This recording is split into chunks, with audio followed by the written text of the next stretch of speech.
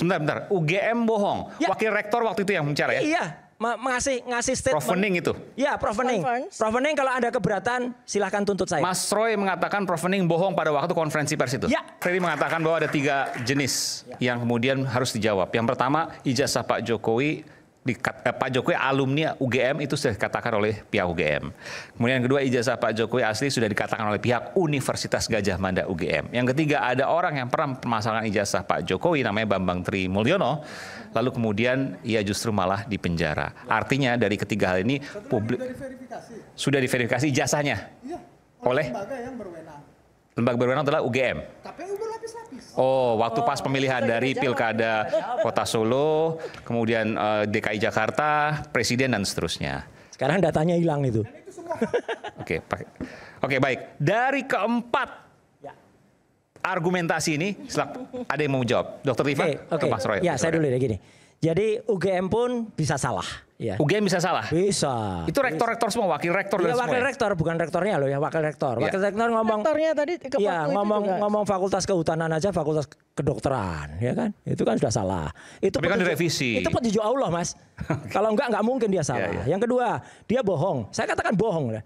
Ketika mengatakan, oh di depan sudah kita serahkan semua bukti-bukti. Di pertemuan itu sudah diserahkan dokumen. Tidak ada satupun bukti yang ditampilkan di situ. Sebentar. UGM bohong. Wakil rektor waktu itu yang bicara ya? Iya, ngasih statement. Prof Hening itu? Ya, Prof Hening.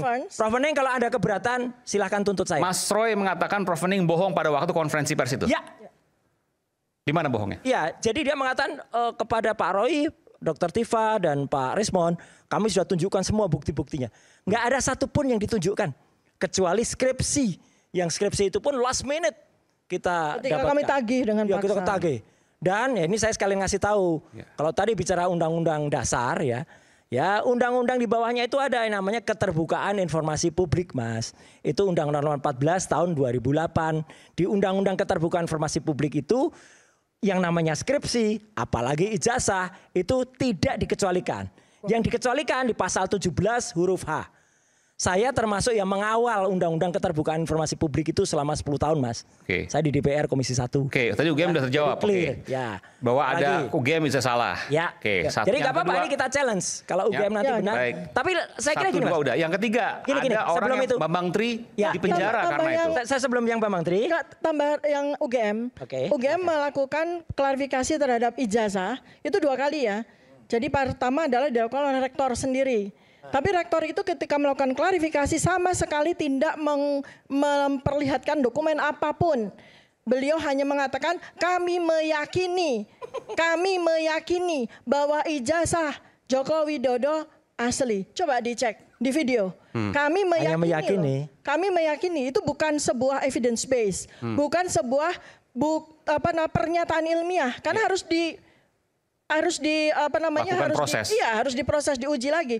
Kedua, ketika kami bertemu tanggal 15 April 2025, sekali lagi UGM hanya mengeluarkan narasi, sama sekali tidak mengeluarkan dokumen apapun untuk memverifikasi. Ini harus tahu, Mas, masyarakat harus ngerti ini.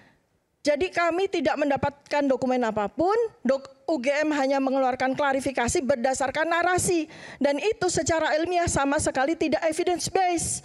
Artinya UGM tidak pernah melakukan pernyataan dengan basis bukti ilmiah. Ya, satu-satunya dokumen yang kami lihat itu hanya skripsi, yang itu pun juga tidak bermaksud untuk ditunjukkan kepada kami. Ketika kami paksa, kami ingin melihat skripsi, barulah mereka memperlihatkan kepada kami.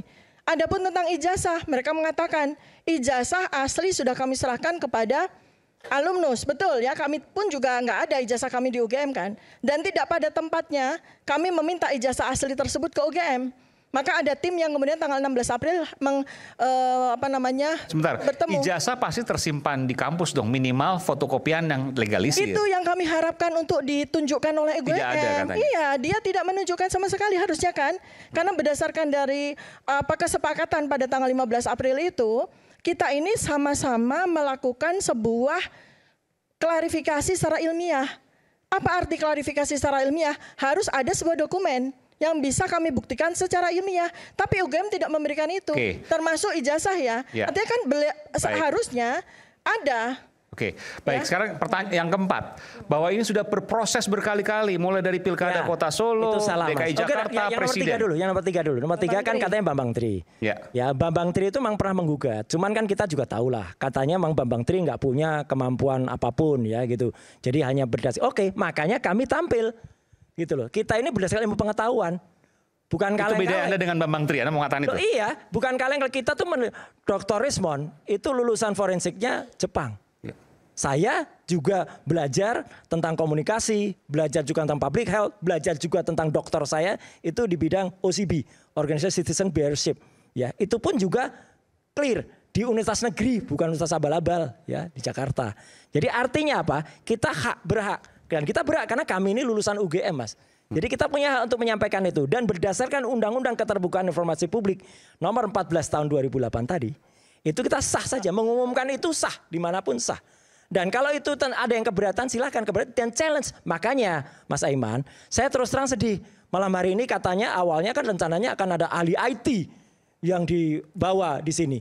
Ternyata nggak ada ahli IT itu. Ya gitu. Ya itu sahabat saya tadinya, Abah itu. Ya Abimanyu Wahyu Hidayat. Ya, awalnya mau hadir ke sini tapi akhirnya membatalkan. Lah makanya.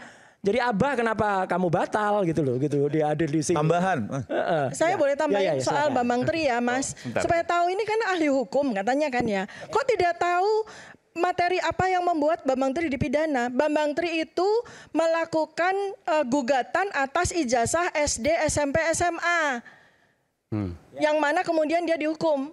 Dia sama sekali yang tidak mengeluarkan soal ini. Jadi bukan ini. Bukan ijazah S1. Bukan ijazah S1, supaya tahu. Dan Bambang Tri itu tadinya diputus di level pengadilannya itu karena dikatakan menyebarkan kabar bohong.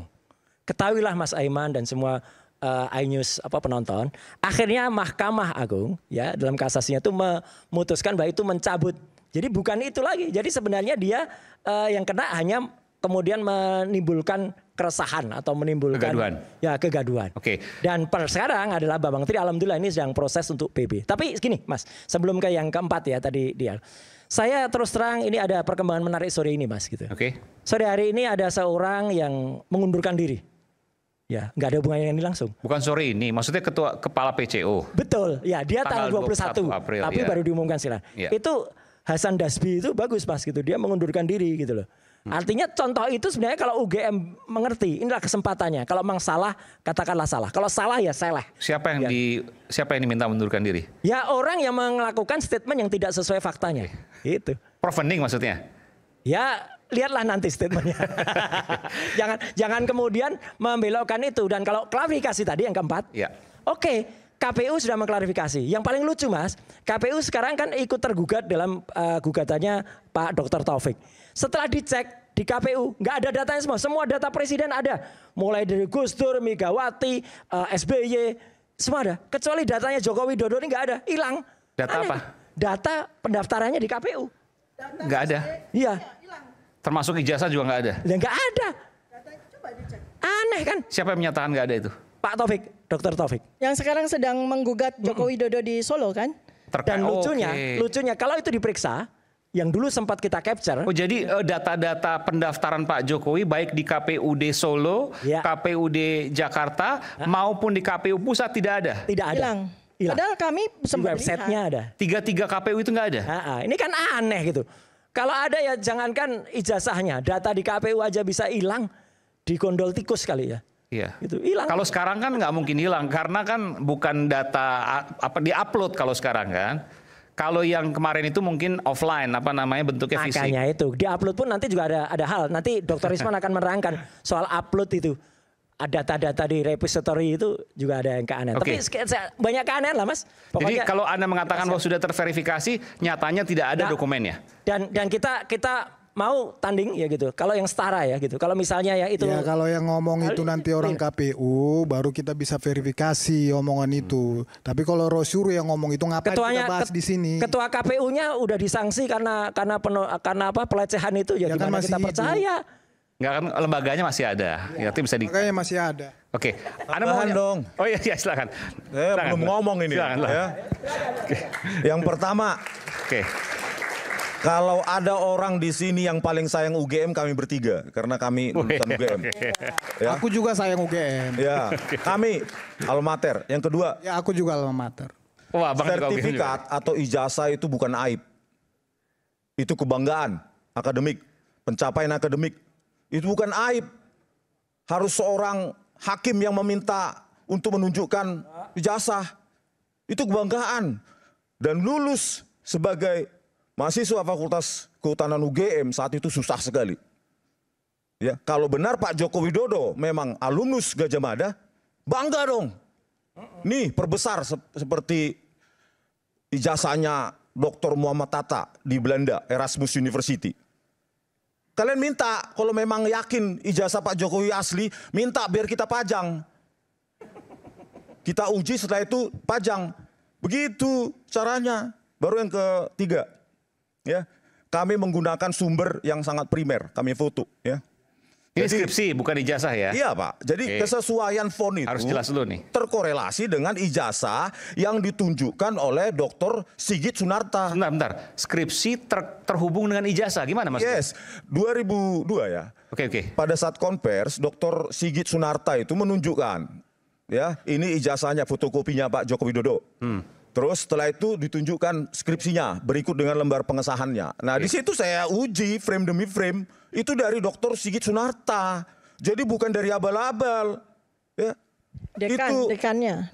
Nah, itu yang Anda uji waktu itu skripsi atau ijazah? Tahapan pertama Pak, ya.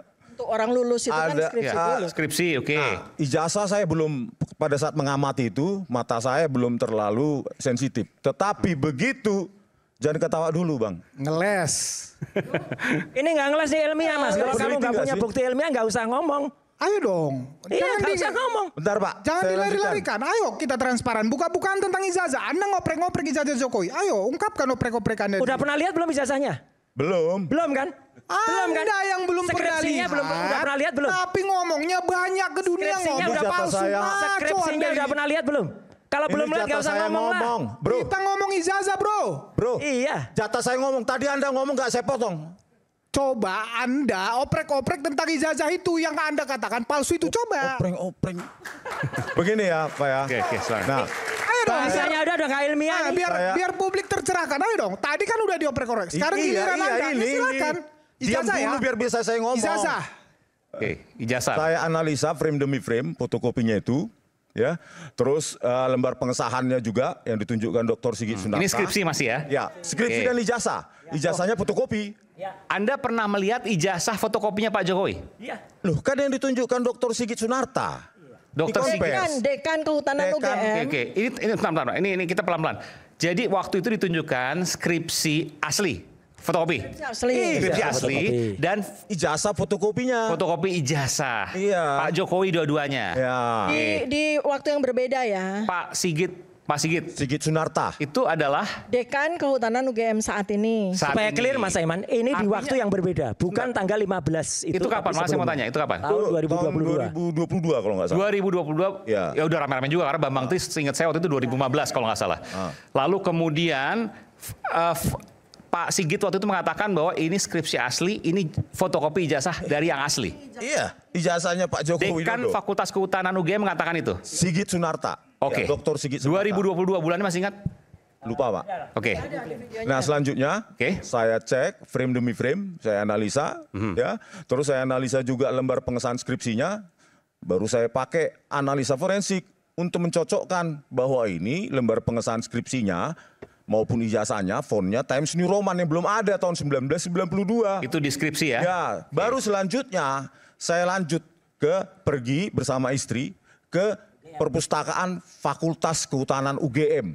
Menyentuh, meraba skripsi Joko Widodo. Terus saya foto. Oke. Baru saya analisa juga dan confirm dengan pengamatan saya secara frame demi frame dari konvers tersebut. Jadi jangan sembarangan ya, nggak ada. Ijazah yang saya tanya, ijazah bukan Asli apa skripsi. fotokopi ijazahnya? Itu loh ijazah dari yang ditunjukkan Dr. Sigit Asli Sunarta. apa Iya, fotokopi? Fotokopi. Udah clear. Loh, patternnya sama, Times New Roman. Fotonya juga sama. Ayo terus. Bentar. Ayo. Fotonya juga sama. Kok jadi takut bicara tentang ijazah? Ayo dong. Bentar. Kalau foto yang ijazah fotokopi itu apa yang kemudian muncul di seperti ini sama? Ini kan disebar. Fotokopinya sama. Analisanya ya Pak ya. Ya, silakan Mas.